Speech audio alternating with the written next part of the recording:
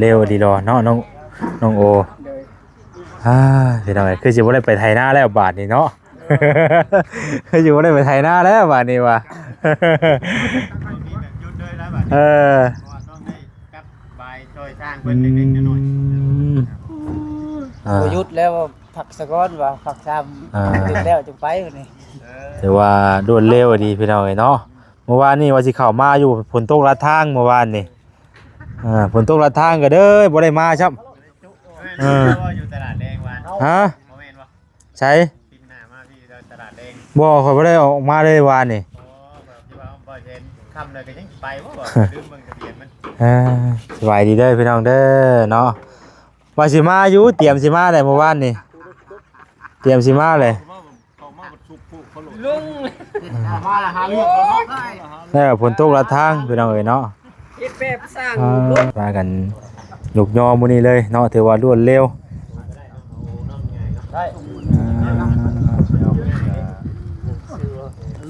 ถือว่าไวเกินคาดดีพี่น้องเนาะเรื่องดินเรื่องดอนก็ซื้อแล้วปุ๊บก็มันเฮ็ดเทือนเลย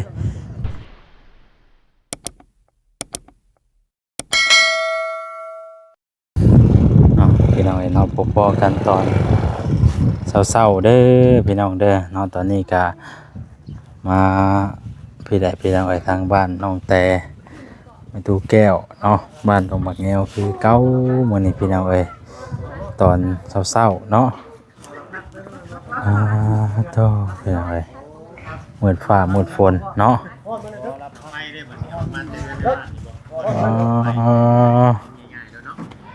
ยังกันนี่เนาะ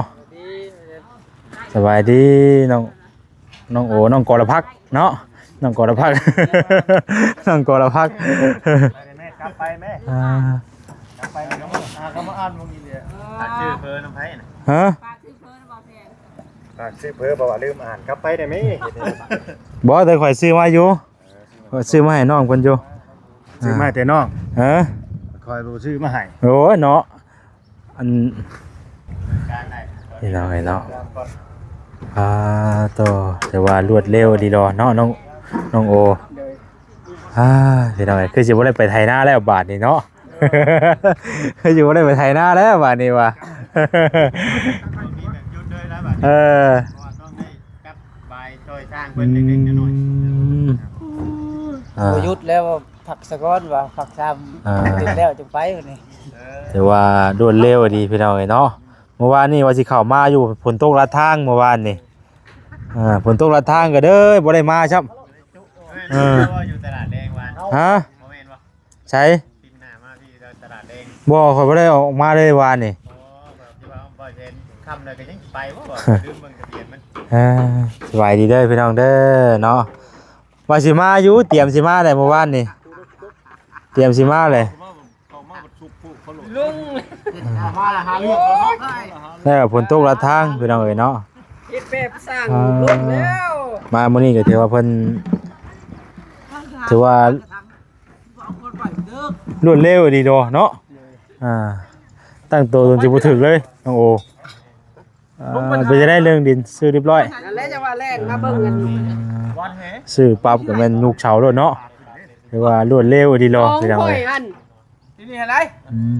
เฮือนเราบ่ต้องแวเฮือนเด้อ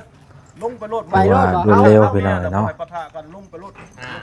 โว้ยบ่เกี่ยวได้กับเมียนี่ได้ยันจักเซานี่สิลงไปแล้ฮะเก้าบ่เก้าเซาเอาแล้วเบิ่งมือพี่ถือว่ารวดเร็ว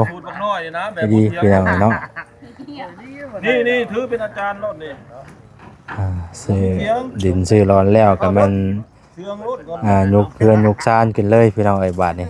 เอาเองนี่หลายๆนี่ข่อยบ่อยากว่าอย่างเดียวบ่จะว่าอย่างเลยข่อยก็บ่เจอใจจริงก็สิว่าอะไรได้สิมันไวเกินคาดยังน่ะฮะ240,000 บาททำไมครับตัว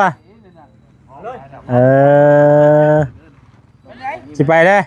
ยังหน่อยก่อนสิไป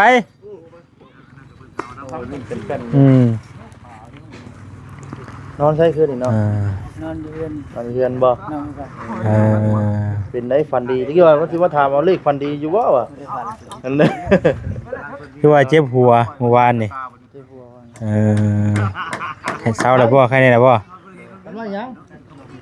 เออ เดี๋ยวก็เลิกก่อนบ่สิเลิกแล้วเนี่ย แกเออ เพียงกลางกันได้นั่นเลยครับแค่กันไหม จางนี่นะ เนาะ คือ จนอึ้งเลยพี่น้องเอ้ยเนาะบ่ลาว บ่ อึ้งแล้วสบายดีเด้อ อึ้งแนวใดบ่ บ่จักเขาคงสิเว้าเลยข่อยบาดนี่ แบบ สิเว้า โยแบบมันแบบปุ๊บปั๊บพอดีอะนะเว้ย สิได้เว้า บ่ฮู้ข้าวอย่างเลยเนาะ สิได้เว้าคือเก่าหั่นล่ะ เออพี่น้องเอ้ยซื้อได้เรียบร้อยแล้วดิน เรียบร้อย เรียบร้อยแล้วเนาะมาบ่ทันพี่น้องเอ้ย เว้าได้ตั้งแต่7:00 นเช้า ตั้งแต่7 โมงผู้เนาะข่อยยังนะครับพอดียังบ่ได้ตื่นจัดพี่น้องเอ้ย แบบเล่นเจ้าของขนาดเลยมื้อนี้เล่นเจ้าของขนาด7:00 นเช้าก็ป้ามาไปหาไปส่งลูก เจ้าบอกกันหนุ่มโอไว้ถ่ายอยู่ว่าสิเทือนมื้อนี้น่ะ บ่ บ่ได้บอกเลยเฉพาะว่าถามหยังจังบ่ฮู้หยังเราก็ เซอร์ไพรส์ ถามหยังบ่ฮู้หยังเลยแบบเป็นแบบบ่บอก งงคือกันเลยเจ้าของเงินก็สิงงคือกันอันนี้น่ะ โอ้ว่า ขนาดข่อยยังบ่จักหยังเลย แบบตุ่มๆมาเลยเนาะ ว่าว่าแค่ข่อยเว้าแชวแบบว่าเพิ่นเฮ็ดให้นั่งซื่อๆเมื่อวานนี่ว่าเดี๋ยวเบิ่งเอาเพิ่นว่า แต่เพิ่นเว้าไปแล้วกันข่อยยังงงคือกัน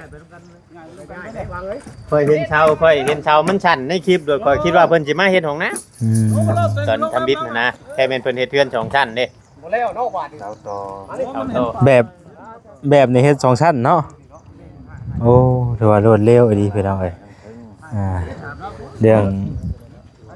ดินเรื่องดอนก็ซื้อเป็นที่เรียบร้อยเนาะเพิ่นก็ว่ากันยกยอมื้อนี้เลยเนาะถือว่ารวดเร็ว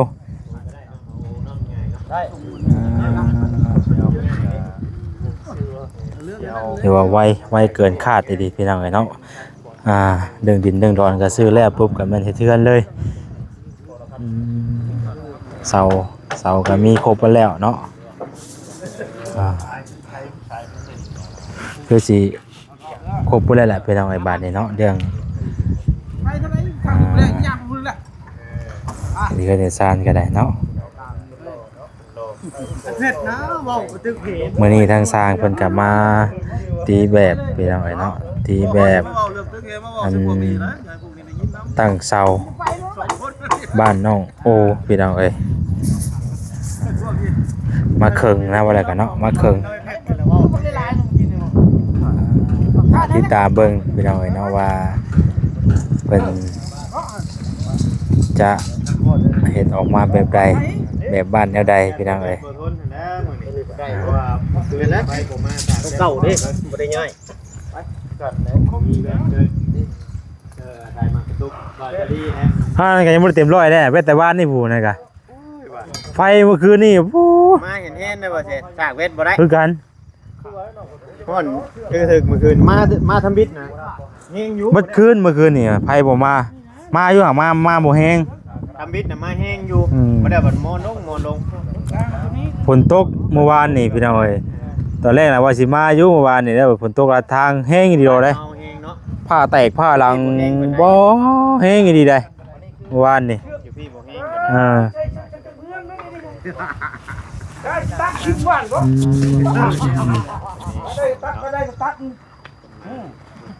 ราคา10ไปพัน คงได้ละ ที่อ้วนอ้วนเลย นี่ดี ข้าวทำเบียร์นั่นเลยจะมาเฮ็ดนี่คือว่างานแจกคือจะมา เพิ่นตีแบบเพิ่นเคิงมื้อนี้นะเนาะเคิงน่าจะแม่น ยอเลย เอาเลยบ่ ยอเสาเอกเสาโตขึ้นก่อน ชื่อดินก็ชื่อมื้อนี้ เป็นกระชื่อมื้อนี้ ยอเฮือนก็ยอมื้อนี้ ยอเฮือนก็ยอมื้อนี้ บ่ ทุกการเชื่อเช่นนึงได้ค่ะ โมบ่จักหยังเลย งงเด้เขา เลยขนาดเฮา ถือว่า เนาะ มาแบบตั้งตัวตนบ่ทันเลยท่านนี่ก็พี่น้องเอ้ยเนาะ บ่จักคนไทย มีแต่ถ่ายให้พี่น้องเบิ่งบรรยากาศนี่ได้พี่น้องเอ้ยเนาะมีแต่เบิ่งบรรยากาศนํกันนั่นแหละเอาไปวางทั่วแม่ปูน่ะ เก้าเสาเนาะ เสาเพิ่นก็มีแต่เสางามๆพี่น้องเอ้ย ใหญ่เนาะ เป้าข้อยก็ดีเสาอะเสาเก้าต้นแห่ทรายกระตุ้มกระต๊อบหมองอยู่หมองนั่ง อันนั้นแล้วอยู่ออกมา บ่ได้มามื้อหนึงข่อยก็ได้ เร็วๆครับ เปลี่ยนแปลงอย่างรวดเร็วเลยเนาะ เร็วเลย อ่า นั่นเด้ มาดูก่อนเขียวปัญหาบ่เห็นเลยมาเขียวมาเด้อเนาะโอ้ยกิน น้องโอมีข่าวแล้วบ่วันนี้น้องโอฮะ ยัง ยังอยู่บ่ เจ้าว่าอิ่มแล้วบ่จ๊ะ ยิ้มอยู่นะเอาดีเลยกามมือที่กินข้าวบัด บ่โตละทุนเลย บ่ได้เลยก็บ่กินข้าว 3 ชั่วโมงได้อยู่เนาะ แม่น อ่า อัน3มื้อนี่จะได้ก็อดบ่ได้เลยเพราะว่ามื้อหนึงนี่ได้อยู่มื้อหนึง ตอนแรกนั้นเพิ่น บ้านจะทำเลยหมู่บ้านอยู่ปุ๊บ เมื่อวานอยู่ดู บ่ต้องบอกว่าอยู่ไกลพูดมันเป็นอันนี้น้องเขาทงมาเลยถามหาน้องบ่ใช่บ่มีพูดพอทำใส่ชื่อหมดเลยหมู่บ้านนี่แหละครับโมเมนต์จะฉันนี่กับโมเมนต์เอา จะฉันโรแมนอีกเนาะอิ่มบุญบ่เมื่อวานอิ่มบุญ เนาะอยู่ได้ยูทูบครับสิใช่หมู่บ้าน YouTube นี่มันบ่คือมัน YouTube บ่ได้มาอยู่จักคนนี่ มันไปเบิด แม่นๆ เอานี่เอาอิ่มบุญ เนาะคือจากแบบว่าเฮามาชื่ออยู่นี่จักบนจักหลายแล้วจังใจชื่อบ้าน YouTube ใครอยู่อันนี้ YouTube บ่ได้มีจักหลังเนาะ ใครอยากสิมาอยู่สิทุกจะดีบ่ จะซื้อให้ข่อยบ่ ฮะ ว่าจะเล่นมาอยู่ว่าจะ เอ้ เล่ ย น มาอยู่หมู่วันเราโอดิ ชื่อข่อยแม่ข่อย โอ้อยู่ทุกคนก็ได้ ข่อยจะมาอยู่เป็นหมู่อิ่มบุญ ทำงานชื่อแล้วอยู่ทุกคนก็ได้ยังบนตรงเป้าอยู่นะ เนาะ ยังบ่ตรงเป้าอยู่ ถือว่ารวดเร็ว รันยังใครบ่ หรือว่ามืดผ้ามืดฝนมันนี่กันเนาะบรรยากาศครึ้มๆเมื่อวานนี่บ่ได้มาพี่น้องนะว่าสิมาอยู่เมื่อวานนี่แต่ว่าฝนตกลัดทางตั้งใจว่าสิมาอยู่มาบ่ได้มาซับผ้าแตกผ้าลางมาเมื่อวานนี่ลัดทางป้าตกแห้งอีหลีโดเลย ลูกตัวน้าบอกเก่ง เอาแกงผู้ โอ้โห เออไม่ให้น้องโมวิจัดการบ่ ฮะ เออไม่ให้น้องโมจัดการ แม่นชื่อเฟอร์พี่น้องเนาะอ่ะ ตอนน้อง โอ้ ใช่ใช่ แต่ว่ายังบ่ได้กินข้าวเช้าป่ะนี่ก็แวะกินทันแล้วนี่กลับมาพากันออกมาแต่เช้าก็ได้ยังบ่ได้กินข้าวก็ได้แวะกินเพลินก็จะสั่งมาให้น้องเพิ่นได้ ว่าจะทงเราเด้อช่างก็ยังบ่ได้กินได้ ใช่ยังบ่ได้กินเนาะโอ้ยเนาะโยผมเนี่ยทางนี้มันสิฮู้เนาะผมเล็งมาหาแต่น้องโอนี่แล้วผมบ่ได้ฮู้ว่าสิเทื่อนี่ เลยเมียสินึงเข้า ผมบ่ได้ฮู้ว่าชาสิมาเนาะ โอ้ยสิบ่นึงเข้าเพื่อแล้ว ถ้ามาฮู้ว่าชาสิมาก็สิเตรียมเป็นดอกเอ็มร้อยมาให้อยู่ดอกอันนี้เราบ่ได้จักหยังเลย บ่ฮู้หยังเลยทางนี้ผมว่าโอ้มายินดีน้ำน้องเพิ่นก่อนเพิ่นซื้อลิ้นมื้อนี้ตัวว่ามาแล้วจักแม่นหยังแม่นยาบาดนี่ชมพู่ชมปุ้ยโอ้รวดเร็วดีเนาะแต่ก็ดีใจนะเพิ่นนั่นแหละเพียงไว้สิก็แฮงดีเนาะเพราะว่าเพิ่นก็สิได้อยู่ไว้มีหม่องพักหม่องเช้าไว้เพราะว่าช่วงนี้ก็มันอากาศยามฟ้ายามฝนเนาะแต่ว่ามีดินมีดอนไปแล้วบ่มีอันหม่องอยู่ก็ยากคือเก่าเนาะ ได้น้ำเมียสิเอากูไว้เลย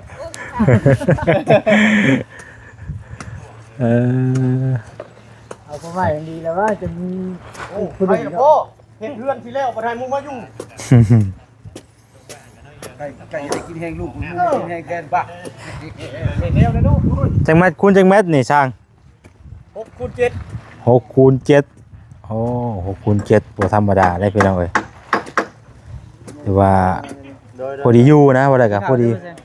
โอเคเติมพลังก่อนเนาะ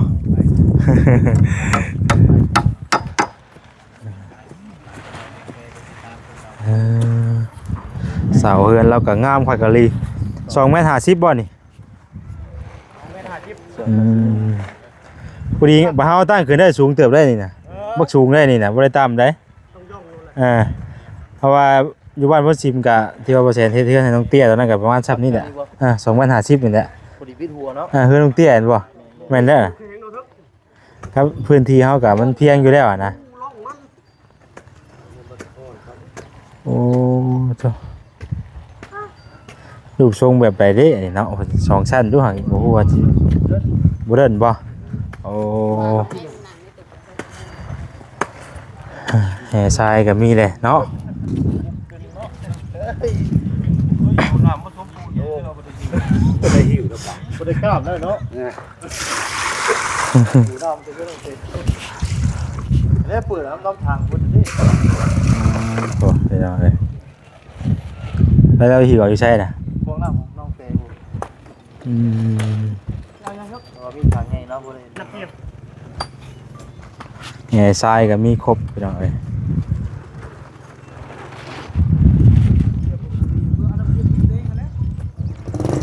ซื้อที่ดินแล้วมื้อนี้เนาะก็เริ่มเฮ็ดมื้อนี้เลยไปเอาเลยเนาะ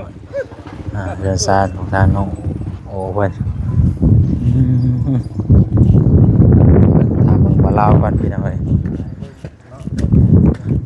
แบบนี้เนี่ยคือสิครบไปแล้วเนาะบัดนี้เนาะบ่ลาวดึงงบไปเทื่อในชาตินี่เนาะคือสิ ยังบ่ทันว่า ฮะ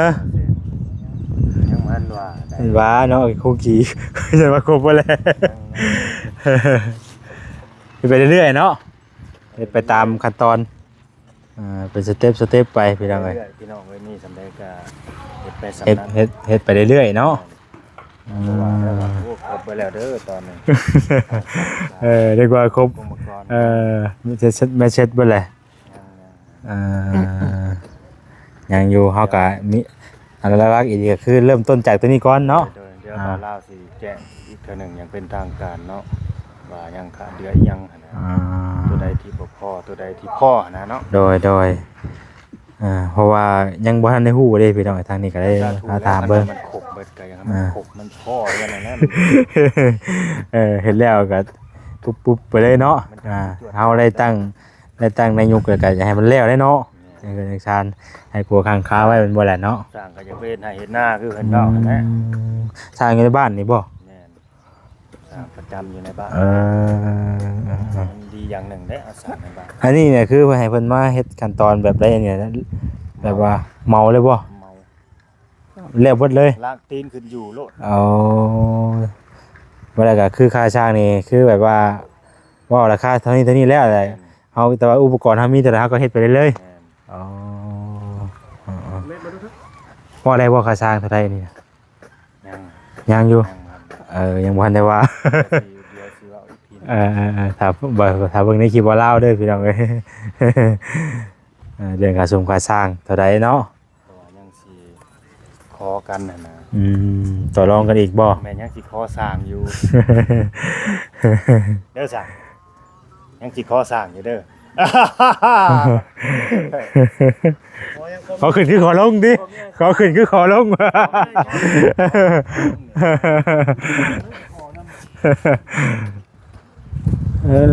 เนาะดีใจน้ำน้องโอเพิ่นไปหน่อยเนาะแต่ว่ารวดเร็วสิได้มองอยู่มองเศร้าแล้วเนาะเคยเป็นตู้แก้วก็จะว่าแล้วบ่จักบ่น้ำก๊อกน้ำบาดาลเพิ่นก็จนมุ่งเลยพี่น้องเอ้ยเตรียมแต่มื้อขึ้นแล้วเนาะเอิ้นเราบัดนี้ ตอกได้ตั้งเสาตอกขอกมันน่ะฮะตอกแล้วขอกมันขอกยังนี่ตอกเบิดเลยมิดบ่พาง่ายไม้ก่อนไม้คุ้มแล้วบัดเฮาตั้งเสาเลยจังง่ายออกมันบ่ได้บอกเราไว้เนาะอันนี้เนาะเฮาจะไล่ชาวเชิญเนาะทึกมีเบอร์อะไรอยู่ปะไม่ได้ต้องแต่น้ำขอแต่น้ำเนาะได้ใช่แล้วโทรตามเลยนะพรบ่ไปทางใดได้เร็วเน่าเฮาบ่ให้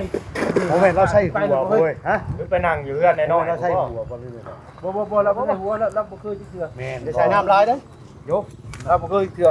เราเอาหินใส่บ่ได้บ่ได้เงินเราบ่เห็นเราใช้บ่สิแม่นนำเงินบ่จักเป็นเฮียอยู่ได้เงินเราเอาทองออกอยู่เมื่อกี้ น้ำนี้หลายทะเลอีกนี่โอ้ยว่าอยู่ใช่ใช่ปูนี่ใช่หลายคนผมใช้มาดิ นี่ก็สิเป็นเมืองพ่อเพิ่นสิขุด แต่ว่าจะขึ้นไปมาดิ ฮะ มีคนออกมาแต่เช้านะ โอ้เนาะให้มาแต่เช้าแน่ยังบ่ทันอยู่ อันเพิ่นซื้อเรียบร้อยแล้วลินกะ มาตื่นกับคนนะ เป็นยังพี่น้องเอ้ยเนาะ มาซาเดี๋ยวกูบ่มาเนาะ เอากลางคืนเลย มีแต่เพิ่นกำลังสิกาเกียมทั้งเสาบัดนี้พี่น้องเอ้ย เข้ามาแล้วเก็บตุ๊ก ตั้งเสาก็ยังสิติดต่ออาจารย์มามัดเสาอยู่เด้นี่ นี่ไดเออ หาผู้รับผู้ใหญ่เพิ่นนั่นแหละก็สิหาผู้เพิ่นเว้าเป็นนั่นแหละเนาะคณะสิมัดเองแล้วมันสิคือบ่เฮาสิเว้าในใดล่ะบัด มันต้องเว้าสร้างสร้างก็ได้บ่ เนาะสร้างมัดเสาก็ได้ติ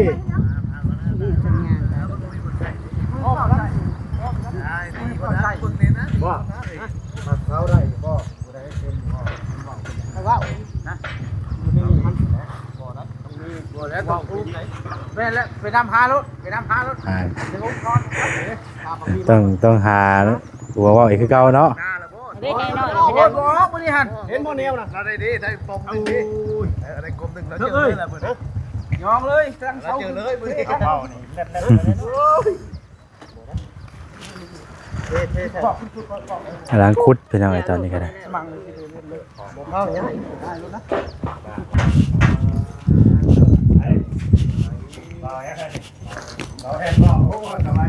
อื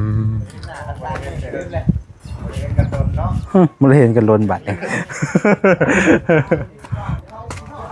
ปึ๊บถึงโอ้